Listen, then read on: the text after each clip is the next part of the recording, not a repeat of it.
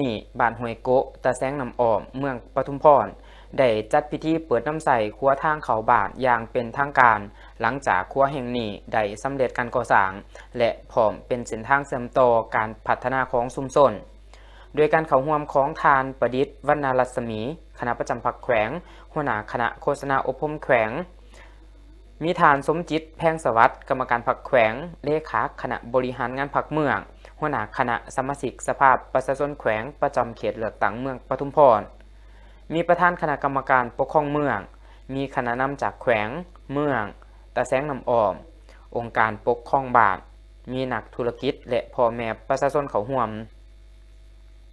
ในพิธีทานคำไผ่ไส่สงครามห้องเลขาหน่วยผักห้องประธานบ้านห้วยโกะได้รายงานว่าบ้านห้วยโกะมี62ครอบครัวประชากรมี315คนตลอดหลายปีที่ผ่านมาประชาชนได้ประสบปัญหาความยุ่งยากในการสัญจรการขนส่งผลผลิตการเข้าถึงการศึกษาและการบริการด้านสาธารณสุขเนื่องจากครัวเก่าที่สร้างมาตั้งแต่ปี 2006 ทรุดโทรมและบ่ปลอดภัยด้วยการเอาใจใส่ของคณะพรรคและองค์การปกครองทุกขันเมืองได้ประสานงานกับแขวงขอนำโครงสร้างเหล็กของขัวน้องรักที่ยังอยู่ในสภาพดีมาดัดแปลงเป็นขัวแห่งใหม่ควบคู่กับการระดมทุนและแรงงานจากภาครัฐภาคธุรกิจและประชาชนจนสามารถสร้างขัวได้สำเร็จตามแผนขัวแห่งนี้ใช้เวลาก่อสร้างประมาณ1 เดือนและมีมูลค่าการก่อสร้างทั้งหมด230 กว่าล้านกีบเป็นผลงานจากพลังแห่งความสามัคคีและความร่วมมือของทุกภาคส่วนการเปิดน้ำใสขัวแห่งนี้บ่เพียงแต่แก้ไขปัญหาการสัญจรของประชาชนเท่านั้นแต่ยังเป็นการเปิดประตูสู่โอกาสใหม่ในการพัฒนาเศรษฐกิจสังคมอำนวยความสะดวกในการขนส่งผลผลิต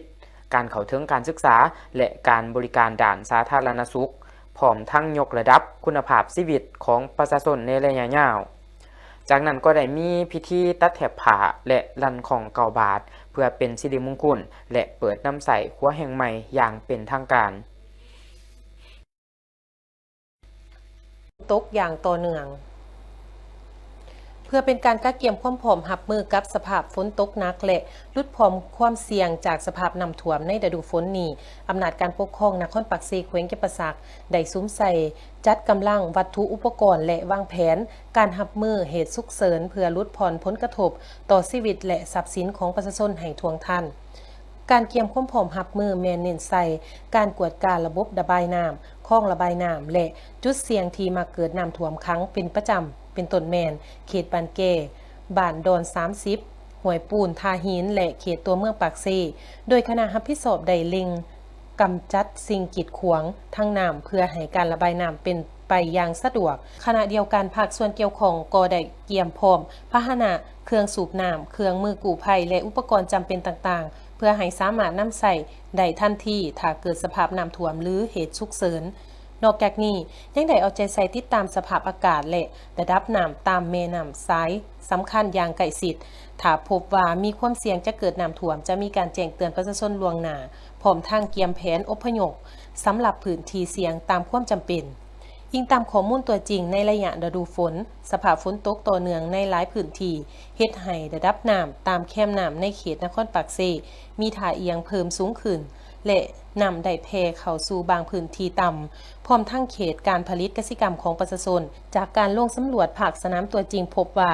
น้ำมีสีขุ่นไหลแห้งและบางจุดที่เป็นบ่อนต่ำเริ่มมีน้ำท่วมขังสภาพดังกล่าวถือเป็นสัญญาณที่ต้องเฝ้าระวังอย่างเข้มงวดโดยเฉพาะถ้ายังมีฝนตกหนักติดต่อกันดังนั้นภาคส่วนเกี่ยวข้องจึงได้เล็งติดตามระดับน้ำอย่างใกล้ชิดเพิ่มทวีการกวดกาจุดเสี่ยงระบบระบายน้ำและเตรียมความพร้อมด้านกำลังคนอุปกรณ์เพื่อเข้าช่วยเหลือให้ทันทีพร้อมเดียวกันนี้ก็ขอให้ประชาชนที่อาศัยอยู่เขตต่ำและตามแคมน้ำจงเพิ่มความระมัดระวังติดตามข่าวสารแจ้งเตือนจากภาครัฐและอำนาจการปกครองบ้านอย่างใกล้ชิดพร้อมทั้งเตรียมเครื่องใส่จำเป็นไว้ล่วงหน้าและบ่ควรประมาทต่อสภาพอากาศในระยะนี้วิทยาลัยคู่ปากเซได้จัดงานพบปะศิษย์เก่าประจำโศกเฮียน2025-2026ของนักศึกษาระบบต่อเนื่องภาคสินเฮียนปีเฮียนครั้งที่3ขึ้นโดยมีฐานสุขสวัสดิ์วงหาจักรรักษาการผู้อำนวยการ วิทยาลัยคู่ปากเซเป็นประธานพร้อมด้วยทานขาวพรเหมาคำผิวต่างนาจากแผนกศึกษาธิการและกีฬาแขวงมีอดีตคณะนำอดีตครูอาจารย์แขกรับเชิญศิษย์เก่าทุกคนพนักงานครูอาจารย์และนักศึกษาภายในวิทยาลัยคู่ปากเซเข้าร่วมการจัดงานครั้งนี้มีจุดประสงค์เพื่อเปิดโอกาสให้บรรดาศิษย์เก่าครูอาจารย์และนักศึกษาหุ่นปัจจุบันได้พบปะแลกเปลี่ยนประสบการณ์สืบต่อสายสัมพันธ์อันดีงามพร้อมทั้งนำเสนอผลงานด้านวิชาการและผลงานสร้างสรรค์ของนักศึกษาภายในงานมีกิจกรรมที่หลากหลายประกอบมีการงานแสดงสุดแบบชนเผ่าจากนักศึกษาแต่ละภาควิชากิจกรรมศิลปะห้องเพลงและลำโดยนักศึกษาที่เคยสร้างผลงานและได้รับรางวัลจากการประกวด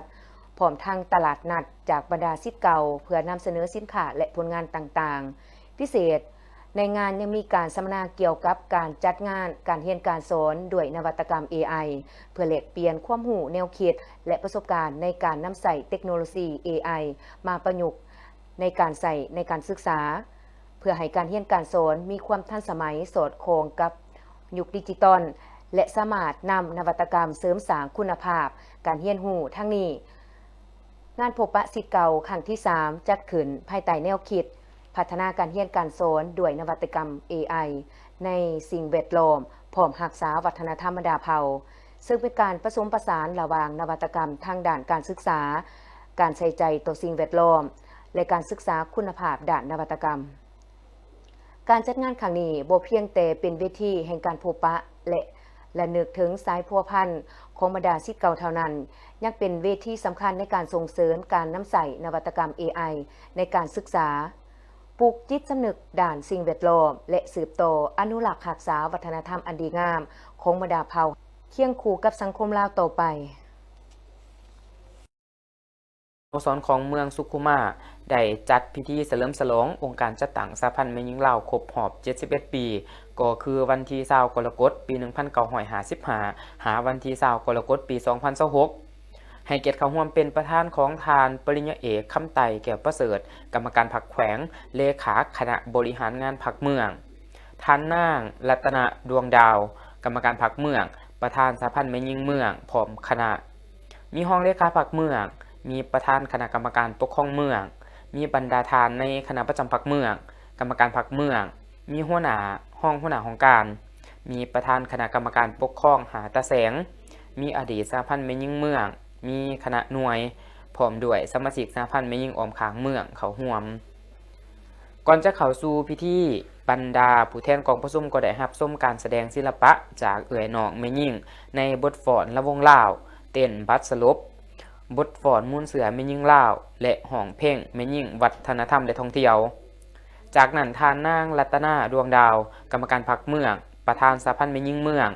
ก็ได้เล่าขึ้นมูลเสือและการเติบใหญ่ขยายตัวขององค์การจัดตั้งสหพันธ์แม่หญิงลาวครบรอบ71 ปีว่า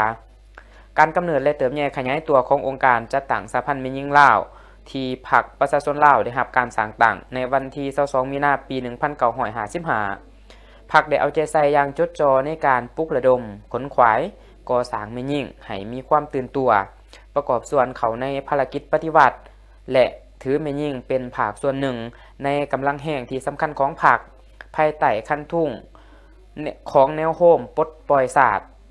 ศูนย์กลางแนวลาวอิสระก็คือศูนย์กลางพรรคประชาชนปฏิวัติลาวได้ประกาศจัดตั้งหน่วยขนขวาเวียกงานแม่หญิงขันศูนย์กลางอย่างเป็นทางการในวันที่20กรกฎาคมปี 1955 อยู่ที่สำนักงานศูนย์กลางแนวลาวอิสระ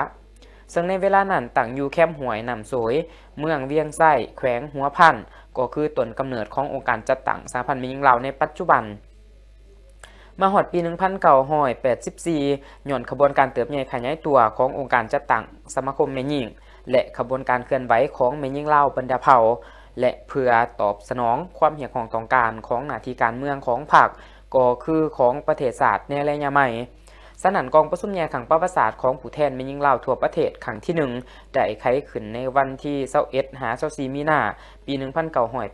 1984และได้ตกลงเป็นเอกภาพเปลี่ยนชื่อจากสมาคมแม่หญิงลาวรักศาสตร์มาเป็นสหพันธ์แม่หญิงลาวจนถึงปัจจุบันเพื่อสืบต่อปฏิบัติภารกิจบทบาทเป็นองค์การตัวแทนในการพัฒนา การปกป้องสิทธิและผลประโยชน์อันชอบธรรมของสมาชิกสหพันธ์แม่หญิงลาวพร้อมทั้งศึกษาอบรมเต่าโฮมความสามัคคีเสริมขยายสิทธิเป็นเจ้าของแม่หญิงลาวและส่งเสริมความก้าวหน้าความเสมอภาคหญิงชาย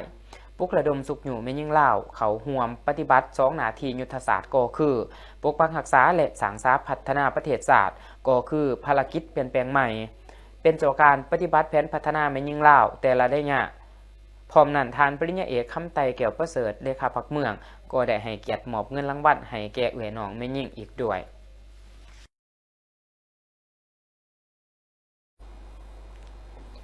ในตอนเสาร์วันที่ 11 สิงหาคม 2026 เมืองสนะสมบูรณ์ได้จัดกิจกรรมทำบุญใส่บาตรให้แก่พระสงฆ์สามเณรจำนวน 72 องค์ เพื่อเป็นการสืบสานและอนุรักษ์รักษาวัฒนธรรมฮีตของประเพณีอันดีงามของศาสตร์ก็คือของท้องถิ่นที่คนลาวชาวพุทธได้ปฏิบัติสืบทอดกันมาแต่ดนนานให้ยืนยงตลอดไปโดยที่พันกับการสั่งขบวนการคำนับหับตอนวันสังต่างแนวเล่าสังศาสตร์วันที่ 13 สิงหาคม 1950 หาวันที่ 13 สิงหาคม 2026 ครบรอบ 76 ปี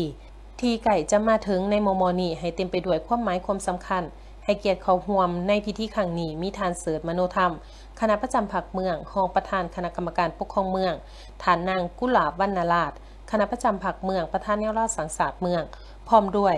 คณะนำลักแหลงของเมืองพนักงานรัฐกรจากกรมกองของการอ้อมขางเมืองและพ่อแม่ประชาชนชาวพุทธทัศศาสนิกชนเขาร่วมการจัดกิจกรรมทำบุญใส่บาตรในครั้งนี้แม่นได้เริ่มขบวนตั้งแต่หน้าสำนักงานปกครองเมืองแล้วเคลื่อนขบวนไปตามเส้นทางหลวงแห่งศาสตร์เลขที่ 13 ไต่มุ่งหน้าสู่วัดหลวงหลัก24บ้านพัฒนาซ่อนภาพซึ่งมีระยะทางยาวกว่า 1 กิโลเมตรโดยมีพระอาจารย์สมสนิทแก้วบุตรดารองประธานองค์การพุทธศาสนาสัมพันธ์ลาวเมือง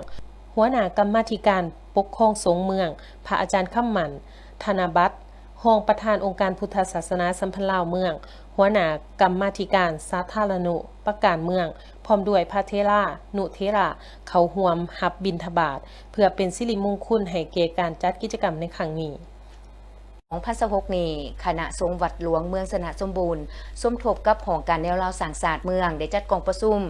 ผ่านขอตกลงว่าโดยการแต่งตั้งคณะรับผิดชอบส่วยเวียกงานวัดหลวงของเมืองกองประชุมจัดขึ้นที่ศาลา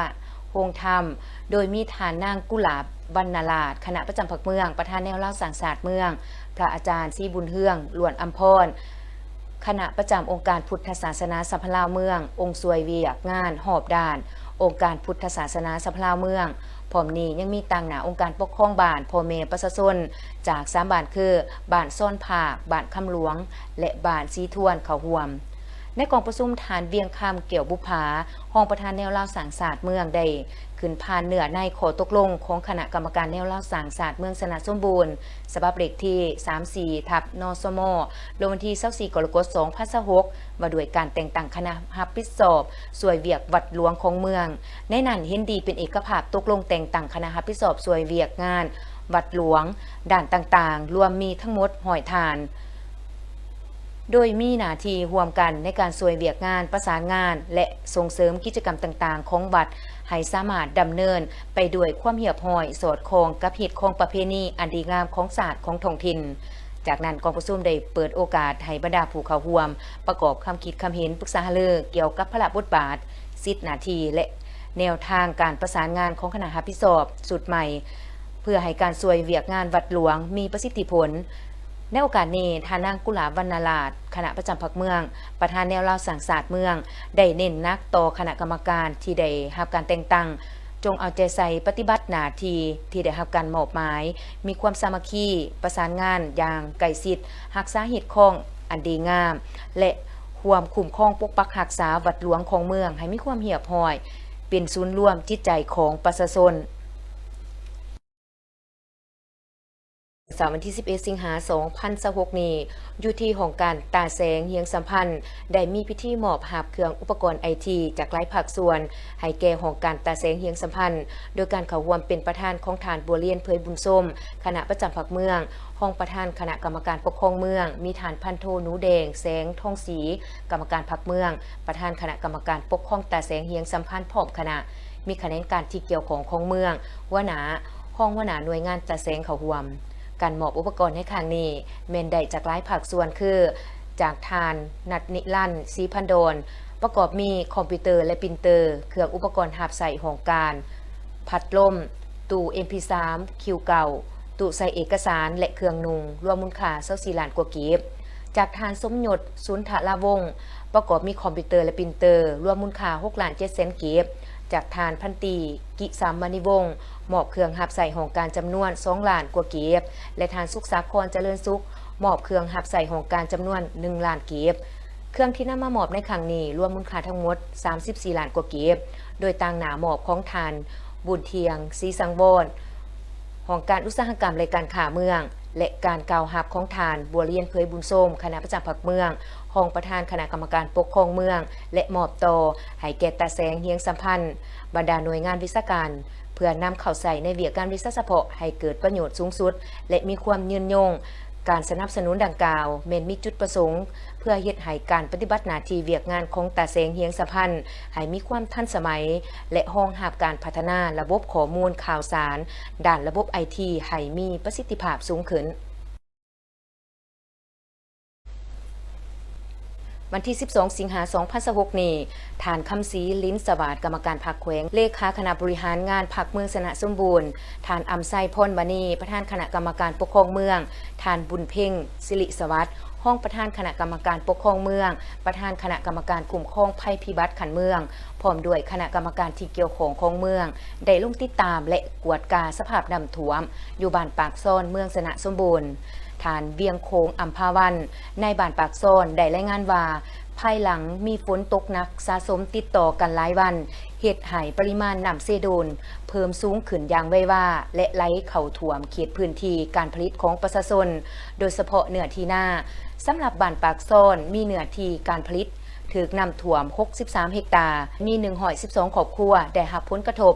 ส่วนสัตว์เลี้ยงของประชาชนจำนวนหนึ่งได้รับการเคลื่อนย้ายไปไว้ยังที่จุดปลอดภัยเพื่อลดพ้นความเสียหายในโอกาสนี้ทานคำศรีลิ้นสวัสดิ์ได้ชี้นำให้คณะกรรมการคุ้มครองภัยพิบัติขันเมืองสมทบกับคณะกรรมการปกครองตาแสงและองค์การปกครองบ้านเอาใจใส่ติดตามและเฝ้าระวังระดับน้ำเซโดนอย่างใกล้ชิดเพื่อเกี่ยมพร้อมรับมือกับเหตุการณ์ภัยพิบัติที่อาจจะเกิดขึ้นในต่อหน้าให้ทันต่อสภาพการตามการรายงานของคณะกรรมการคุ้มครองภัยพิบัติขันเมืองในวันที่ 12 สิงหาคม 2026ทั่วเมืองสนะสมบูรณ์มี7บ้านได้รับผลกระทบภัยน้ำท่วมคือบ้านนาซ่อนเนื้อที่การผลิตถูกน้ำท่วม 4.52 เฮกตาร์มี112ครอบครัวได้รับผลกระทบบ้านปากซ่อนเนื้อที่63เฮกตาร์มี112ครอบครัวบ้านซีวิไลเนื้อที่30เฮกตาร์มี30ครอบครัวบ้านนาขวงเนื้อที่11เฮกตาร์มี10ครอบครัวบ้านนาแก้วเนื้อที่28.3เฮกตาร์มี46ครอบครัวบ้านน้องเม็กเนื้อที่ 9.6 เฮกตาร์มี15ครอบครัวบ้านบุงคะเนื้อที่13เฮกตาร์มี19ครอบครัวรวมทั้งหมดเนื้อที่การผลิตถูกน้ำท่วม159.42 เฮกตาร์มี260ครอบครัวประชาชน954คนได้รับผลกระทบในโอกาสลงเขื่อนไว้เวียกงานอยู่แขวงจำปาสักฐานสอนไซศรีพันดอนนายกรัฐมนตรีแห่งสาธารณรัฐประชาธิปไตยประชาชนลาวผู้สินำเวียกงานหอบด่านแขวงจำปาสักทั้งเป็นสมาชิกสภาแห่งชาติประจำเขตเลือกตั้งที่15แขวงจำปาสักได้ลงเขื่อนไว้เยี่ยมยามพ่อแม่ประชาชนอยู่บ้านดอนสะโฮงเมืองโขงแขวงจำปาสักในการลงเยี่ยมยามครั้งนี้ท่านนายกรัฐมนตรีได้ทักทายสนทนาอย่างใกล้ชิดและอบอุ่นพร้อมทั้งได้สอบถามถึงสภาพชีวิตการเป็นอยู่การทำมาหากินและการพัฒนาเศรษฐกิจครอบครัวของพี่น้องชาวบ้านดอนสะโฮง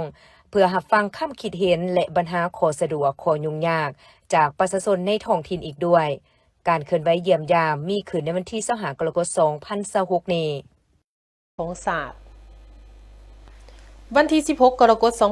2026 เมืองบัดเจียงเจริญสุขได้จัดขึ้น3กิจกรรมเพื่อต้อนรับวันสำคัญของภาคและของศาสตร์ประกอบมีการออกกำลังกายเพื่อสุขภาพการฟ้อนบัตรสลบและพิธีปล่อยปลาจำนวน 10,000 ตัวขึ้นสู่ธรรมศาสตร์นำพาโดยทานนางบาสนาศิริมาคณะประจำพรรคแขวงประธานแนวรัฐศาสตร์แขวงผู้ชี้นำเวียกงานหอบด่านเมืองบัดเจียงเจริญสุขฐานอำนวยเฮืองวงศากรรมการพรรคแขวงเลขาคณะบริหารงานพรรคเมืองฐานสุทธะเฮืองศักดิ์กุลบุตรห้องเลขาพรรคเมืองประธานคณะกรรมการปกครองเมือง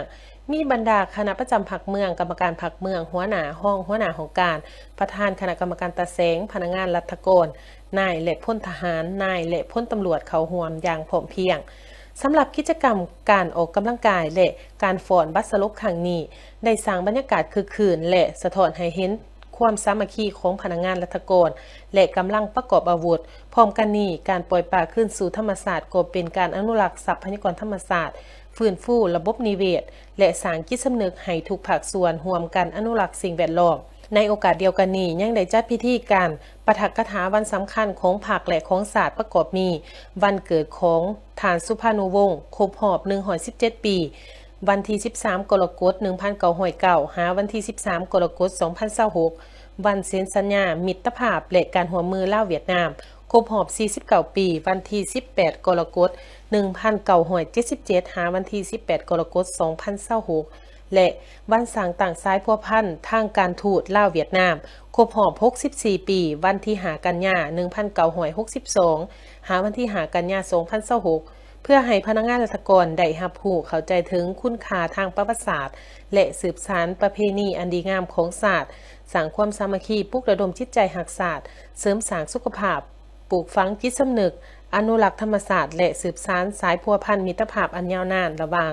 สาธารณรัฐประชาธิปไตยประชาชนลาวและสาธารณรัฐสังคมนิยมเวียดนามให้นับมือนับมั่นคงและยืนยงแนะนำทางนาแก่ทั้งบริษัทแต่ได้มีความรับผิดชอบพัฒนาเขตแคมป์ของโดยเฉพาะเป็นพัฒนาเป็นแหล่งท่องเที่ยวพักผ่อนนะขอชี้แจงว่าอธิบายเกี่ยวกับพวกบ่เข้าใจของบางบุคคลที่เข้ามาท่องเที่ยวเพื่อพักผ่อนในยามแล้งในเขตนั้นซึ่งเกิดมีหางเสียงที่เห็นว่าสังคมของเรามีความเข้าใจต่างๆนานาอันนี้ข้าพเจ้าขอเป็นสื่อกลางเพื่อสร้างความเข้าใจเป็นเอกภาพระหว่างบุคคลที่เขามาใส่บริการและผู้ใส่บริการอยู่ในจุดนั้นก็คือบรรดาทานนะครับผู้น้ำกันแล้วว่าเขตจุดเข้มของนั้นมันเป็นเขตที่พวกเขาได้รับสัมปทานเพื่อพัฒนาเข้ามาพัฒนาในจุดนี้หลักๆก็เป็นเขตท่องเที่ยวพักผ่อน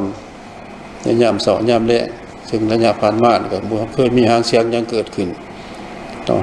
สิเป็นไปย่างยามเสาร์ย่างยามแลงหรือไปท่องเที่ยวในยามมีตลาดนัดในงานเทศกาลต่างๆก็บ่ค่อยมีปัญหายังเกิดขึ้นแต่มันก็หลีกบ่ได้บางคนที่เฮาบ่ทันเข้าใจเกี่ยวกับการนำใส่สถานที่ต่างๆนั้นขอชี้แจงอยู่บนว่าการที่มีปัญหาเกิดขึ้นนั้นมันบ่แม่นความผิดพลาดของฝ่ายใดฝ่ายหนึ่งมันเป็นความบ่เข้าใจอยู่ในบางปัญหาเท่านั้นโดยเฉพาะวันเรื่องเขตในเวลาที่เฮาเปิดใช้การบริการในยามแล้งนั่นนะเฮา1ก็เพื่อรักษาความปลอดภัยในการยางการขี่รถอีหยังต่างๆที่ไปเที่ยวชมอีหยังต่างๆนั่นน่ะนี่เป็นปัญหาที่1เป็นปัญหาที่2แล้วก็เป็นเพื่อความสวยงามก็เป็นระเบียบเรียบร้อยอยู่ในสถานที่ดังกล่าวนั้นเพราะต้องเข้าใจว่าสถานที่ท่องเที่ยวมันก็มีหลายสันคนเข้ามาไปก็อยากส้มไส้เนาะก็มีแต่ตามจิตสำนึกและความต้องการนั่นแหละฝ่ายบริการผู้เฮาก็อยากตอบสนองเบิดทุกแนวคิดจิตใจที่คนเข้ามาอยู่ในนั้นก็ให้เข้าใจว่าเฮาเฮ็ดก็เพื่อส่วนรวมเนาะจังซั่นมันหลีกบ่ได้อันที่ว่าความบ่เข้าใจหันก็ขอให้ทั้งสังคมเฮานี่ต้องได้เฮาผู้โดยเฉพาะในการส้มใส่สื่อต่างๆเดี๋ยวนี้นี่สังคมโลกโซเชียลคือเพิ่นว่านี่ต่างคนต่างคิดแล้วเอามาเว้าทำความเข้าใจนี่ก็เห็นว่ามันบ่ร่วมศูนย์ปานใดบ่เอกภาพเนาะก็ขอให้พวกเฮาได้พิจารณานำกันนั่นแหละฝ่ายนึงแล้วบริการผ่านมานี่ก็หลายคนก็ให้ความยอมย่อสรรเสริญว่าเฮาเฮ็ดก็ดีกว่าบ่มีดีกว่าบ่ได้เฮ็ดเนาะแต่ว่าสังคมบ่ได้ส้มใส่เทียบใส่ในระยะที่บ่ทันมีนี่มันก็ต่างกันหลายหั่นแหละก็เป็นใบหน้าใบตาของสังคมบ้านเฮาก็รวมบ่เฉพาะกับของนครปากเสท่านว่าบ่เข้าใจเฮาก็ต้องได้ถามปรึกษากันการใส่สื่อนี่ก็ตีบ่ได้ดอกเดียวนี่ไปก็มีแต่มันก็ต้องอยู่ในขอบเขตว่าเฮาเว้าไปที่มันสิได้หยังเฮาเข้าใจแหละระบบผู้สิมีความเห็นต่างๆออกไปหั่นเฮาก็ต้องได้คิดเพราะขอบเขตแต่ละบ่อนมันก็ต้องมีกำหนด เส้นทางมันก็มีกฎจราจรอยู่หันถึงสิมีเวลากฎมันก็มีระเบียบเนาะในเวลาใดที่เพิ่นปล่อยในเวลาใดเพิ่นห้ามกันในเมื่อเพื่อความเป็นระเบียบบ่แม่นว่าห้ามอย่างเด็ดขาดไม่ให้เขามาล่วงล้ำนะอันนี้ก็ควรเข้าใจนํกันแต่ในความเป็นจริงแล้วก็ทั้งผู้เกี่ยวก็เข้าใจแล้วก็บ่ถือว่าเป็นปัญหาผิดพลาดแต่ปัญหาที่ของใจคู่มือนี่มันก็แม่นผู้สิแปรข้าวออกไปนะตีความหมายความเว้าต่างๆออกไปเห็นว่ามันจะสร้างความสับสนให้แก่ผู้จะมาใส่บริการหรือว่าความไว้วางใจต่อกันนะอยู่ในการนำใส่บริการเฮาสิว่าเฮาเป็นเจ้าสันเฮาเป็นเจ้าสิทุกคนก็เป็นเจ้านำกันนั่นแหละต่างว่าไผสิเป็นเจ้าหลายเป็นเจ้าน้อยเขาสิใส่ซำใดเฮ็ดจังได๋หั่นก็เขาให้พิจารณานำกันเนาะจะแนะนำทั้งหลายทั้งภาคส่วนที่มีความรับผิดชอบในการสัมปทานนั่นแล้วร่วมแล้วก็อย่าเกี่ยวข้องกับทั้งสังคมเนาะให้พากันทบทวนคืนเกี่ยวกับหางเสียงที่เราได้ยินได้ฟังว่ามันสมเหตุสมผลอยู่บนใดควรบ่หรือบ่ควรคันบ่เข้าใจแท้ก็พวกเฮาก็ยินดีเนาะเข้ามาให้คำคิดคำเห็นเพื่อหาวิธีแก้ไขนำกันนั่นแหละเฮ็ดได้ก็เพื่อมันลงจุดผลเดียวกันว่าให้บ้านเมืองพวกเฮานี่นึงมีความสงบก็เป็นระเบียบเรียบร้อยสวยงามก็ดึงดูดนักท่องเที่ยวเข้ามาต่างคนต่างมีผลประโยชน์ก็คือเฮาฮู้นำกันแล้วสากลส่วนหลายเขาก็ย่องมาบ้านเฮามีความสงบปลอดภัยไผก็อยากมาท่องเที่ยวปัญหาเล็กๆน้อยๆจังซี่ใช่มันเป็นปัญหาใหญ่มันก็เฮาก็เห็นว่ามันบ่จบงามปานใดเนาะก็ฟังว่าทั้งสังคมของเฮานี่ก็ใส่ความหัวไม้หัวมือกันแล้วพวกเฮายินดีเด้อที่จะให้ความชี้แจงอธิบายให้มันจ่าแจ้งเพื่อความเข้าใจกันในต่อ กรกฎ2026เมืองจับประซักได้จัดพิธีประกาศสร้างตั้งและเปิดน้ำใสโหงการคณะสมาชิกสภาประชาชนแขวงประจำเขตเลือกตั้งเมืองจับประซักอย่างเป็นทางการกลไกใหม่นี้มีเป้าหมายสำคัญในการยกสูงประสิทธิภาพการติดตามกวดกาเพิ่มทวีการประสานงานและเป็นขั้วโตหับฟังเสียงสะท้อนจากประชาชนในหากฐานให้มีความว่องไวและทันการพิธีดังกล่าวได้จัดขึ้นโดยการให้เกียรติเข้าร่วมเป็นประธานของฐานปริญญาเอกอารุณไซศูนย์นาลาดกรรมการศูนย์กลางภาคเลขาคณะบริหารงานภาคแขวงประธานสภาประชาชนแขวงจับประซักโดยมีคณะสมาชิกสภาประชาชนขันแขวงอดีตสมาชิกสภาประชาชนขันแขวงการนำพรรคอำนาจการปกครองเมืองหัวหน้าของการและพนักงานลักเลงเข้าร่วม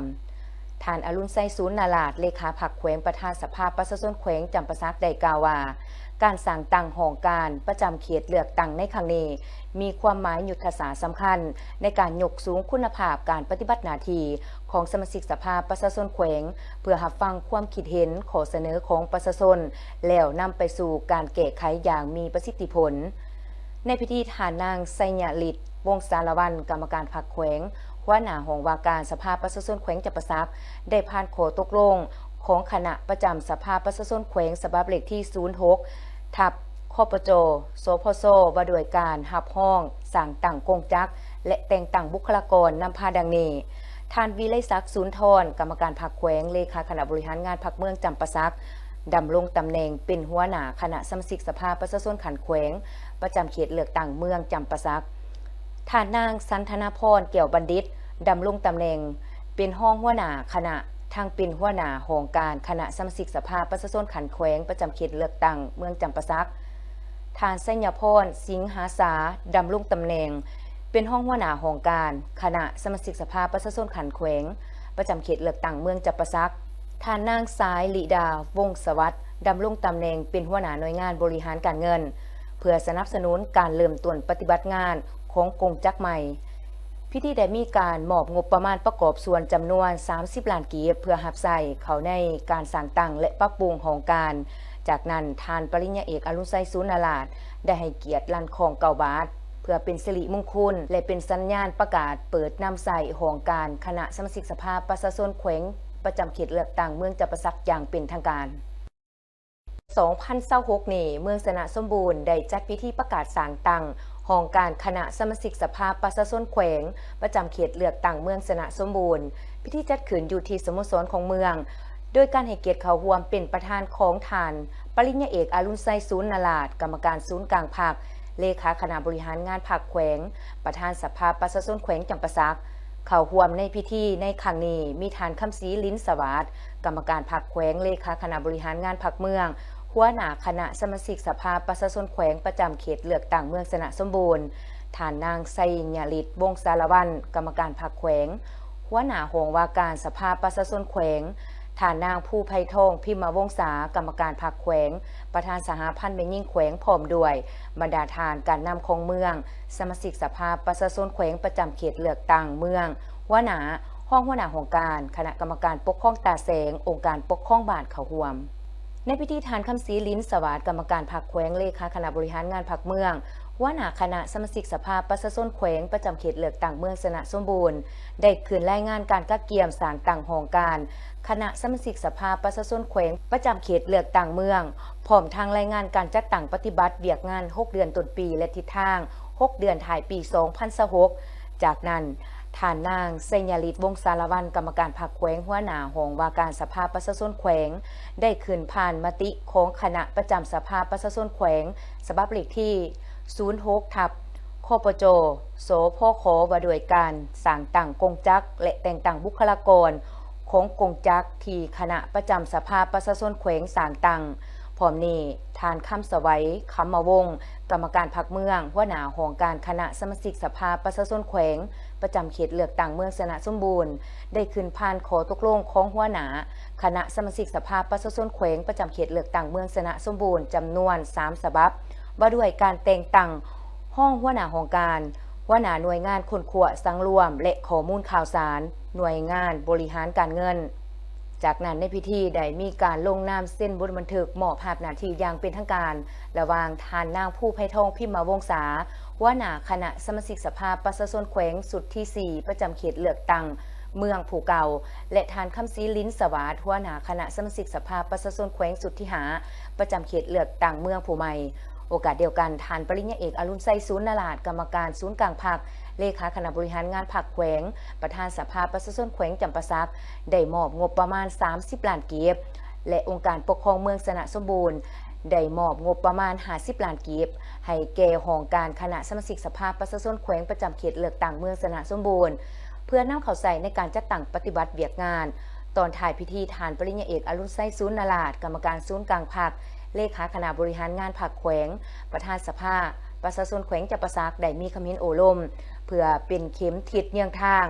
ในการนำพาสีนำเวียกงานหอบด่านของคณะกรรมการปกครองเมืองและคณะสมาชิกสภาประชาชนแขวงประจำเมืองสนะสมบูรณ์พร้อมด้วยหองการคณะสมาชิกสภาประชาชนประจำเขตเลือกตั้งเมืองในตัวหน้าให้บรรลุตามแผนการที่กำหนดไว้พร้อมนี้คณะประธานและแขกที่ถือเชิญได้ให้เกียรติเปิดป้ายลั่นคอง9 บาทเพื่อเป็นสิริมงคลเปิดการนำใส่หองการคณะสมาชิกสภาประชาชนแขวงประจำเขตเลือกตั้งเมืองสนะสมบูรณ์อย่างเป็นทางการอีกด้วยในระหว่างวันที่12หาวันที่14สิงหาคม2026ที่นครปากเซแขวงจำปาสักองค์การอัยการประชาชนสูงสุดแห่งสาธารณรัฐประชาธิปไตยประชาชนลาวได้จัดกองประชุม2ฝ่ายเพื่อแลกเปลี่ยนบทเรียนด้านกฎหมายและพฤติกรรมตัวจริงในการสกัดกั้นและต้านการอาชญากรรมสัตว์ป่าข้ามชาติโดยการให้เกียรติเป็นประธานร่วมของฐานคำเพชรสมวรจิตห้องหัวหน้าองค์การอัยการประชาชนสูงสุดและฐานมงคลจิระไสยกุลห้องหัวหน้าสำนักงานอัยการสูงสุดแห่งราชอาณาจักรไทยโดยการเข้าร่วมของฐานนางมโนลีศรีสวรรค์ห้องผู้อำนวยการองค์การอนุรักษ์สัตว์ป่าประจำสปป.ลาวและคณะผู้แทนภาคส่วนที่เกี่ยวข้อง2ประเทศเข้าร่วมกองประชุมได้ทบทวนคืนสภาพการค้าขายสัตว์ป่าการปฏิบัติสนธิสัญญาไซเต็ดให้มีผลสำเร็จและสิ่งท้าทายด้านนโยบายกฎหมายและนิติกรรมเกี่ยวข้องกับอาชญากรรมสัตว์ป่าการสืบสวนสอบสวนการสั่งฟ้องการหัวมือด้านกฎหมายเกี่ยวกับปัญหาการสั่งฟ้องผู้ให้ข้ามแดนและการแลกเปลี่ยนข้อมูลเพื่อสกัดกั้นและต้านอาชญากรรมสัตว์ป่าอยู่2ประเทศอย่างมีประสิทธิผลในโอกาสนี้ทานคำเพชรสมวรจิตห้องหัวหน้าองค์การอัยการประชาชนสูงสุดต่างหน้าองค์การอัยการประชาชนสูงสุดแห่งสปป.ลาวได้กล่าวต้อนรับคณะผู้แทนไทยลาวอย่างอบอุ่นและแสดงความขอบใจเป็นอย่างสูงต่อฝ่ายไทยที่ได้นำพาคณะเข้าร่วมกองประชุมที่มีความหมายความสำคัญในครั้งนี้พร้อมทั้งได้ยกให้เห็นว่า อาชญากรรมสัตว์ป่าขามสาดเป็นปัญหาท้าทายที่สปปลาวและราชอาณาจักรไทยให้ความสำคัญในการแก้ไขอย่างมีประสิทธิผลโดยมีการแลกเปลี่ยนข้อมูลข่าวสารการสร้างเครือข่ายกลไกประสานงานทางภายในและต่างประเทศการจัดตั้งปฏิบัติสนธิสัญญาสากลต่างๆที่สองฝ่ายเป็นภาคีนำเอาผู้กระทำผิดที่เอาตัวหลบหนีมาดำเนินคดีเฮ็ดให้สังคมมีความสงบสุขสัตว์ป่าได้รับการคุ้มครองปกปักรักษาอนุรักษ์ไว้ให้ยืนยงอย่างมีประสิทธิผล